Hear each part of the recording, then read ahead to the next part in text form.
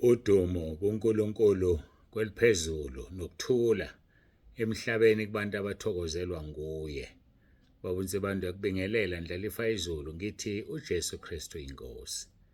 Siyambonga-ke, siyamdumisa kakhulu uNkulunkulu wethu ngothando akasithande ngalo ukuba siphinde sihlangane namhlanje siphinde sizoshara izwi lakhe. Siyambonga uNkulunkulu wethu.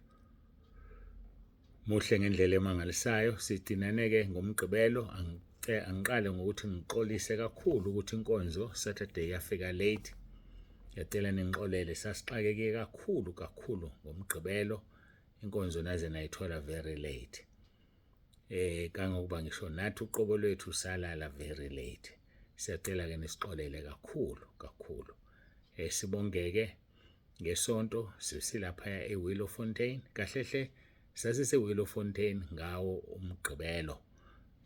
Ngesonto-ke saba se-Willowfontein. Basiphatha kahle kakhulu. Siyambonga uNkulunkulu kakhulu ngakho konke okwenzakele. Siyamkholwa kuNkulunkulu ukuthi basala kahle eWillowfontein. Basala kahle uNkulunkulu wabanabo ubaba uZulu nomama uZulu nebranch yonke yase-Willowfontein. Siyambonga uNkulunkulu kakhulu. Ziyasondela izinsuku zenkonzo kaJuly. Ziyasondela kakhulu. Siyacela uma ukuthi uzimisela ukuza ubhalise. Mawusubhalisile bese uthumela isipheko sakho esingu-R300 laphaya kumgcini mafa webandla. Kodwa nje uyasondela uJuly. Inkonzo zikaJuly ziku-weekend yokuqala kaJuly. Weekend yokuqala kaJuly ziyangena isikhathi ngo-4 ntambama ngoLwesihlanu ziphele ngesonto ingqungquthela kaJuly. Siyojabula kakhulu kuba kanye nawe, kodwa bhalisa ungezi ungabhalisile. Ngoba phela manje athi siyaprepare, silungisa ukudla, senza yonke into, silungisa indawo zokulala. Phela manje mawungabhalisile wena uyabona ukuthi usifake enkingeni. Ngiyacela-ke sikwenze lokho. uNkulunkulu anibusise. Sibonge bonke asebebhalisile nama-branch asebhalisile. Kodwa khona ama-branch athule. Angazi noma athule ngoba engasekho esefile noma athule ngoba ezoqhamuka kamuva. Angikazi ngempela. Kodwa sibonge kakhulu bonke, kakhulu uThongathi lwaba ingqalabutho. Balandela-ke nabanye eduzane bareporta baletha abantu. Abanye sebeletha abantu okwesibili. Xolo siyambonga kuNkulunkulu wethu kakhulu. uNkulunkulu anigcine, uNkulunkulu abe nani.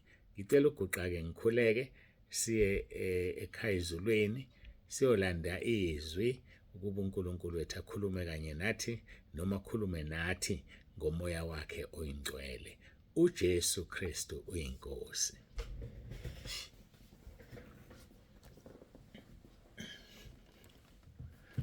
Babolungileyo, babongcwele, uNkulunkulu nomusa, ngiyazithoba phambi kobuso bakho. Siyabonga uthando oluhle osithande ngalo, wasithanda kuqala umhlaba ungakasekelwa. Ngiyacela ngomoya wakho oyingcwele ube phakathi kwethu namanje kule nkonzo. Siyacela Nkosi uzibonakalise amandla akho. Siyacela Nkosi ukhazimulise igama lakho. Siyacela Nkosi uziveze uzituse ukuba Nkosi utuseke ngaso sonke isikhathi ngoba udumo lonke lungolwakho. Uma sisho isivumo siphesona sithi uJesu Kristu uyinkosi. Amen.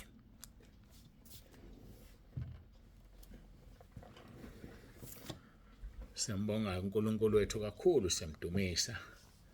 Ngiyethemba nibonile iposter esifakile ekhaya lezwi eshoyo ukuthi ngalomgqibelo sobe sikuphi. Sendaweni okuthiwa iseGoyintete khona la eRichards Bay. Kunomzalwane osicelile ekhaya lakhe kade kahlehle asicela mangaphazami ngo-2023 uyophela noma early 2024 angisakhumbuli. uNkulunkulu ulivezile-ke ithuba sizoya khona-ke basebenza-ke iposter bathi asifake.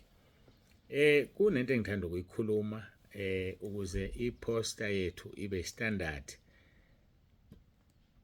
Ngiyafisa uma kungenzeka ukuba ama-poster ethu onke siwalethe endaweni eyodwa lapho ezokwenziwa khona.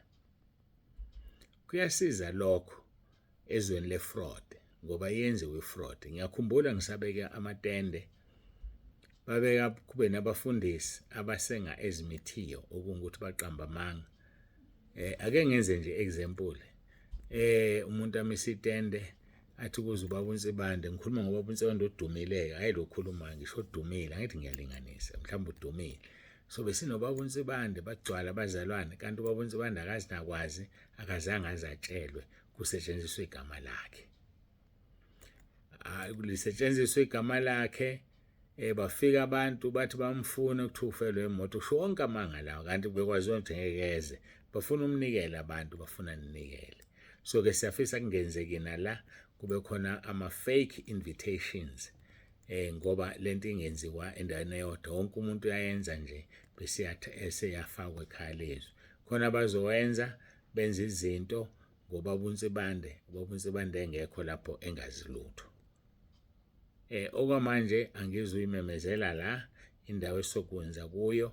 Ngiyafisa ukuthi uma usuready wena mhlawumbe ungitshele, noma sobonke uzotshela abani, yabe sekudlulisela kulo wenzayo ama-poster ukuze afane, ngoba sikhuluma la nge-marketing. Masikhuluma nge-marketing akufanele kube nophawu olunye kwenye indawo olunye kwenye indawo, kufanele uphawu lwethu lube lodwa.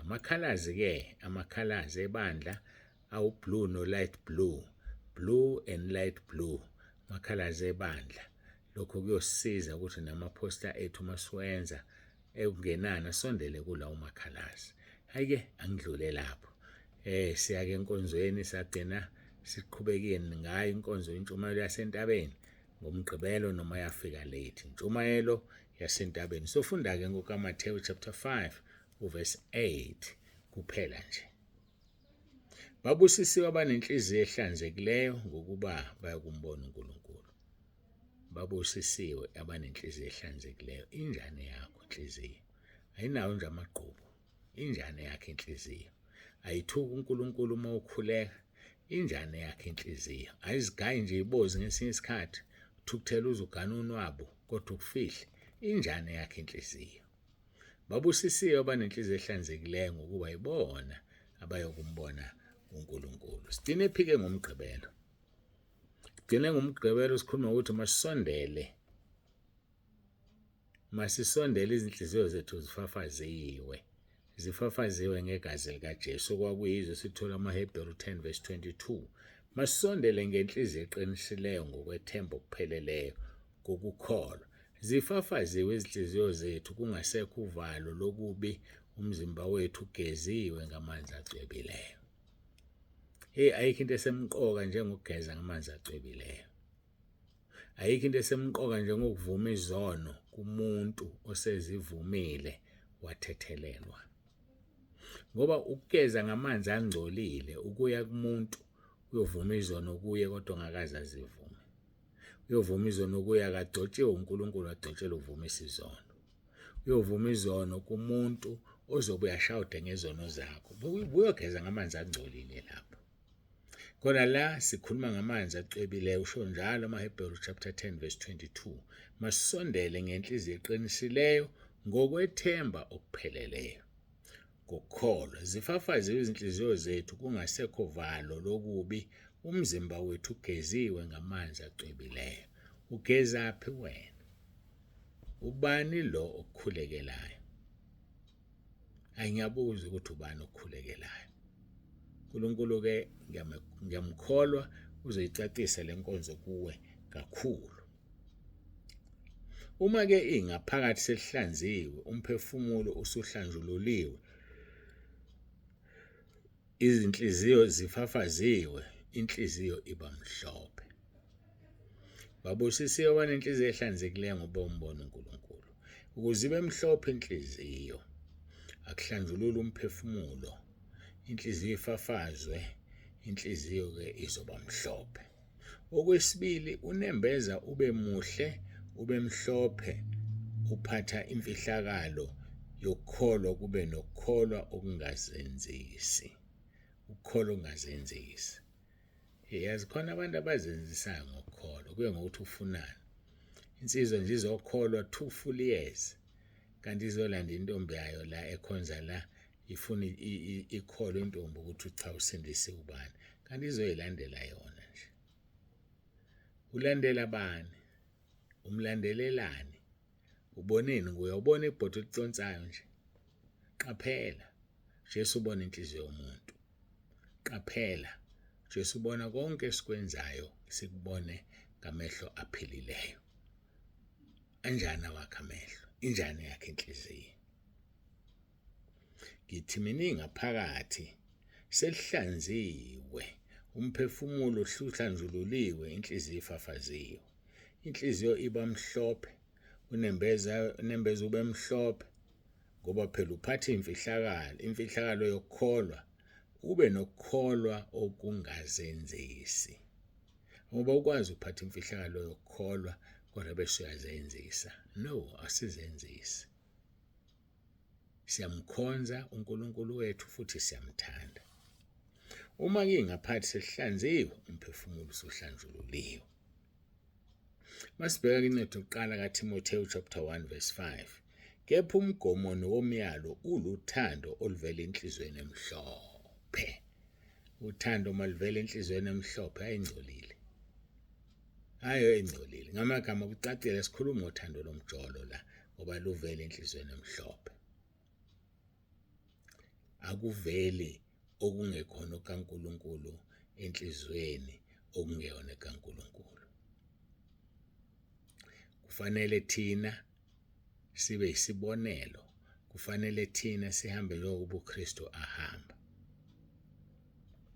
Ingaphakathi lethu lihlanzwe lihlanjululwe. Ngoba umgomo wencwadi uluthando oluvela enhlizweni emhlophe. Uthando wena olukhiphayo luvela enhlizweni enjani? Nakunembeza omuhle nasekukholweni ongazenzisiyo. Unjani unembeza wakho? Muhle. Kunjani ukukholwa kwakho? Akuzenzisi. Azathi uverse 9 1 Timothy chapter 3 verse 9, uphathe imfihlakalo yokukholwa kunembeza omhlophe. Imfihlakalo yokukholwa siphethe. Kodwa bese kuvela ke kufanele ke kuvele imfihlakalo yokukholwa kunembeza omhlophe. Nembeza mawube mhlophe kuze kuvele imfihlakalo yokukholwa. Nokukhonza kwakho ke kuzoba mhlophe ngoba inhliziyo isinjani? Ngoba unembeza umhlophe. Jakobe chapter 1 verse 27, ukukhonza okumhlophe okungenabala phambi kaNkulunkulu uBaba ilokhu. Kufuneka sikhonze ngoba umhlophe. Sikhonze ngokungalinaki izwe, sibheke phezulu. Siguqulwe isimo sengqondo ngabusecabanga nje okade ucabanga. Ukukhonza okumhlophe okungenabala phambi kaNkulunkulu uBaba ilokhu. Ukuhambela izintandane nabafelokazi osizini lwabo. Usukazihambela nje izintandane nabafelokazi osizini lwabo. Bahambele. Hambela izintandane nabafelokazi osizini lwabo. Kuthiwa lokho kungukukhonza okumhlophe. Nokuzigcina kungabi icala lokwezwe. Zigcine, keep yourself. Kungabi icala lokwezwe.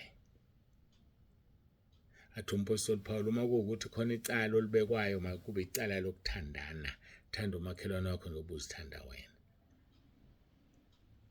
Ngakho-ke uNkulunkulu uthanda umuntu ozithobayo. Uthanda umuntu ozithobayo, hayi umuntu ophakeme, hayi umuntu ozidlayo. uNkulunkulu akamfuni umuntu ozidlayo, ufuna umuntu athobe. Umuntu amthobele uNkulunkulu, umuntu amesaba uNkulunkulu. Ukukhonza okumhlophe okungenabala phambi kaNkulunkulu uBaba. Kufanele ukukhonza kwakho bube mhlophe bube ngcwele phambi kukaNkulunkulu, hayi omunye umuntu.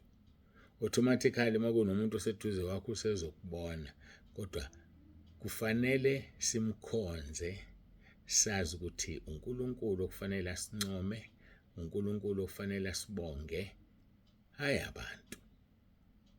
Inhliziyo yakho ke mayibe mhlophe. Ukukhonza okumhlophe okungenabala phambi kaNkulunkulu ukuhambela izintandane nabafelokazi osizini lwabo. Usowayihambela nje intandane nabafelokazi osizini lwabo. Lokho kubizwa njengokukholwa okumhlophe. Nokuzigcina kungabi icala lokwezwe. Uzilonde, uzigcine, kungabi icala lokwezwe. Ilokho kusemqoka uNkulunkulu akufunayo kuthina. So njengoba uKristu ahamba-ke masihambe njengoba ahamba uKristu. Siyambonga uNkulunkulu wethu kakhulu, siyamdumisa, sifikile emaphethelweni ale nkonzo yethu. Ngiyacela siguqe sikhuleke.